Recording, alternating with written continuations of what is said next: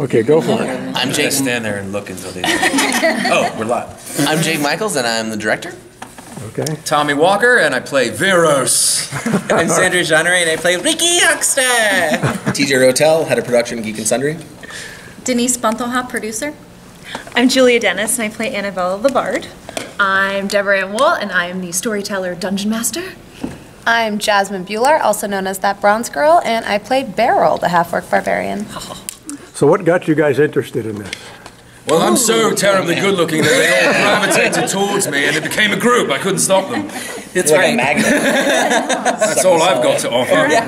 You're definitely a magnet, but I think That's not true. Bigger magnet. No, yes, for sure. I am a human.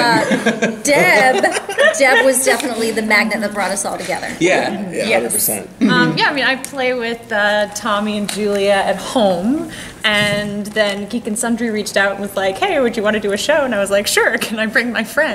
And they were like, sure, if we can bring our friends. Yeah. And we all got together and made a show together, and it was the most fun, because now we're all friends. Yeah. Scheduled a play date, and it worked out. Pretty much. It's true. Exactly. It's true. Really did good. With really high production value. Yeah. Correct. It's an awesome play date. Yeah. It's so funny, because we always tell people, like, if you want a D&D campaign to keep going, film it. Then people have to show up.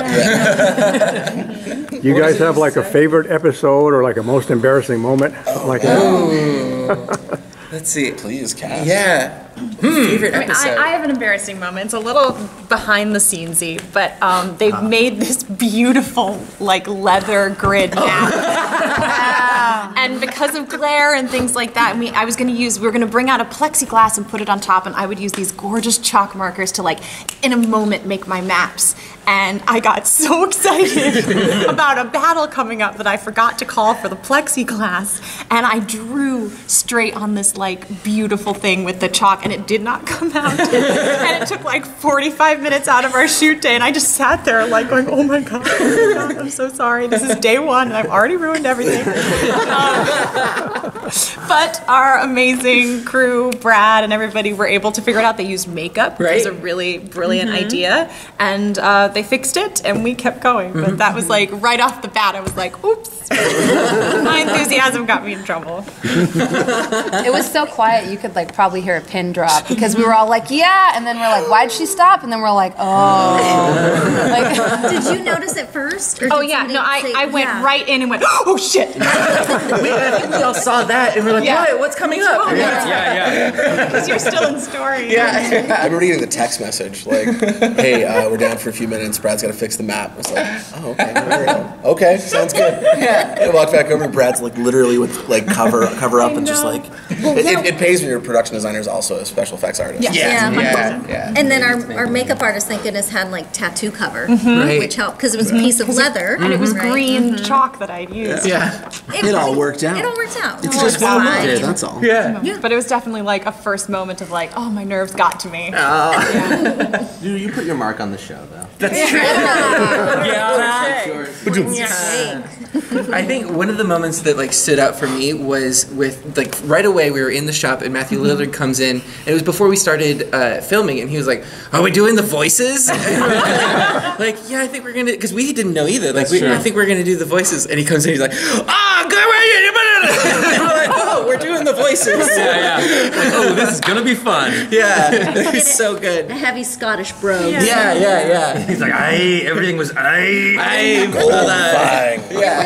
was Rollinish. It was really a great way to set it off. Yeah, It was. Series, Yeah, he's so game, and he has no like shame or anything like that. So he just is all in, which is a great way to start. Yeah, Fantastic first guy, for sure. What's the one thing that you would like to do that you have not done yet on the show? Season 2. Yeah, universally, I think Season 2. that would be fantastic. I would like that very much. I think we'd all love that. I personally, as Veros the character, if it comes back, say you do a season 2, and there's the same prop called Ram Cane. It's a cane with a ram's head that I tried to use at least twice, and I Don't couldn't. understand how it I want works. to use Ram Cane. I kind of want you to take it a third time and still not use it. Zeros will never use ram cane. It's just an open field with nothing. You're gonna use it and Jake's Wide gonna open. cut it out. I'll be by myself on my knees. Ram cane. I have a quick question for you two. Since this is your first D&D game like on stream, how has it been like with other people reacting to your personal characters that like you created? We were all in this tweet that happened yesterday. I'm learning how to use Twitter. So I'm reading things that have me mentioned in them. And this woman wrote, like, thank you to a few women who play D&D for making it less of a boys' club. And that, like, rocked my soul so hard. And that was so cool. And I think that's been my favorite interaction thus far, having someone being like, thank you for making it feel like we can also make bold choices too. Wow. That's really cool. Yeah. What attracted you guys to the show? What's that? I'm sorry, go ahead. Well, I was going to say, I think it's funny now, all I hear from a lot of Relics fans is that anything else that pertains to my acting career, they can't hear it or see it in any other way than Viros' voice now. Too strong. Yeah. So I was going to ask, what attracted you guys to the show? Oh, I mean, Deborah. Yeah. In a nutshell. Yeah. In a nutshell. What attracted my imagination? I don't know. I think I liked the challenge of kind of the simultaneous overarching story as well as keeping them sort of succinct one-shots. That was a really cool challenge for me, and incorporating a guest every time and having that be logical and meaningful. hard. That's hard to do, and it was really exciting to sort of solve that problem. And from a GNS standpoint, what Deborah brought to the table story-wise was just like blew our socks off. So yeah, we were, after our first meeting, Deb left and we were all just like, yes, we definitely want to do this. Everyone's 100% of this? Great. And we went downstairs and got to work. Like, here's my 50-page PDF. Which was the best. An omnibus of Yeah. story. Deb's brain in the book. Yeah. Which is why I feel like the pacing is so good in the show. Yeah. Because there's like a lot of streamed D&Ds, but I think like what sets Relics and Rarities apart is that you've paced it almost like it's a TV show. And Yeah, I that's agree. rare. I like the pacing of the show a lot. But I think that has a lot to do with you guys as well. Because we talked about this before the show, and you're like, is there anything we need to know? And I was like, no. You guys can play however you want as long as you stay on quest. Right. Like, that was my only request of you guys, and you guys are so good at that. That even when you're making the jokes and having the interactions, it's all kind of in service of getting where you're supposed to go. So yeah, it was a really good fit all around, I thought. Yeah, and the editors did an incredible job because it's not easy to edit this, especially when you have to condense things and make sure that storylines still follow through. I don't know if you wanted to speak on that a little bit. I mean, Edit yeah, well, process. for sure, that's always the challenge, but you guys played it so smoothly.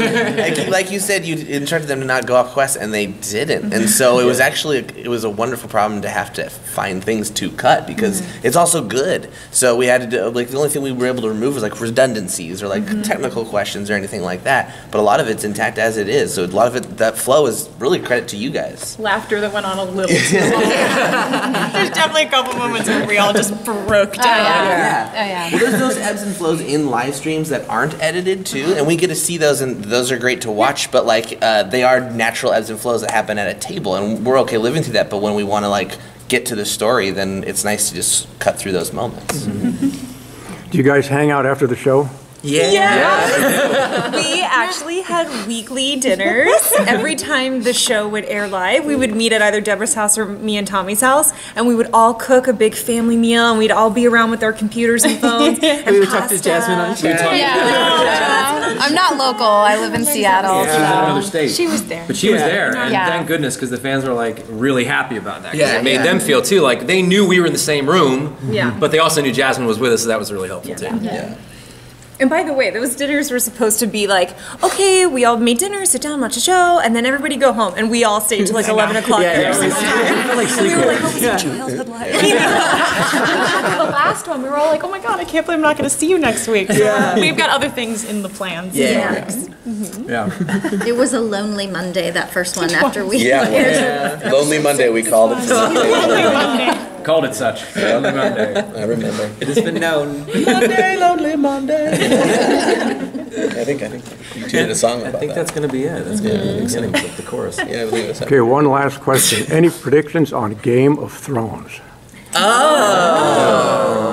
To be honest, I haven't Lot of thought death. about Game of Ooh, Thrones lot in so of dead long bodies. that I'm like, That's fair. predictions. I want a win for Daenerys, so I hope that I want her and Jon Snow to get together. They already did, but and then win. That's all I want. Yes, I And have Arya. hopes. I have hopes Yeah. that the good guys finally win. Yeah. Every time you think that they're gonna get ahead, you get like literally shoved down, and you're Right. like, oh, that one really hurt. But, so I'm hoping that maybe we get a little good resolution for the good guys. Yeah, that'd be nice. Maybe.